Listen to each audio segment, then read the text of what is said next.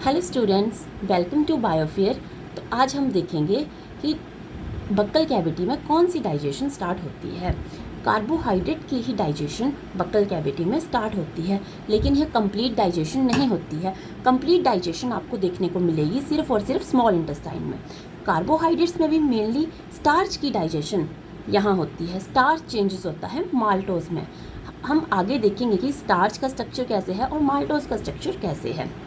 सबसे पहले इसका सोर्स क्या है, कौन इस स्टार्च को माल्टोज में कन्वर्ट कर रहा है। तो ये एक एंजाइम होता है जिसका नाम है अल्फ़ा अमाइलेज, या फिर आप उसको टाइलिन और स्लाइवरी अमाइलेज बोल सकते हो।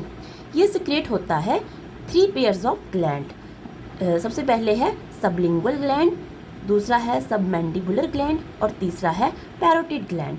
जो मेन ग्लैंड है, जो सबसे ज़्यादा सिक्रेशन करता है, वो है पैरोटिड ग्लैंड और ये वर्क करता है 6.7 pH पे। तो अब हम देखेंगे कि कार्बोहाइड्रेट की डाइजेशन बक्कल कैविटी में कैसे होती है।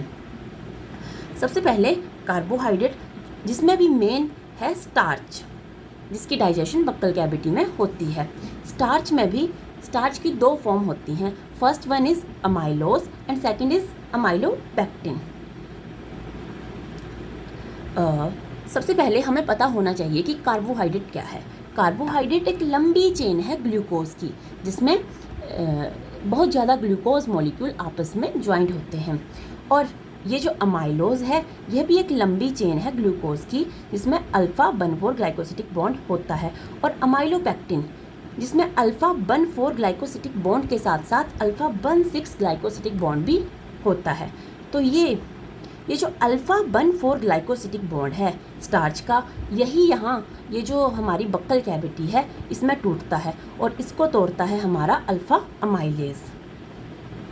वहीं दूसरी ओर माल्टोज क्या है।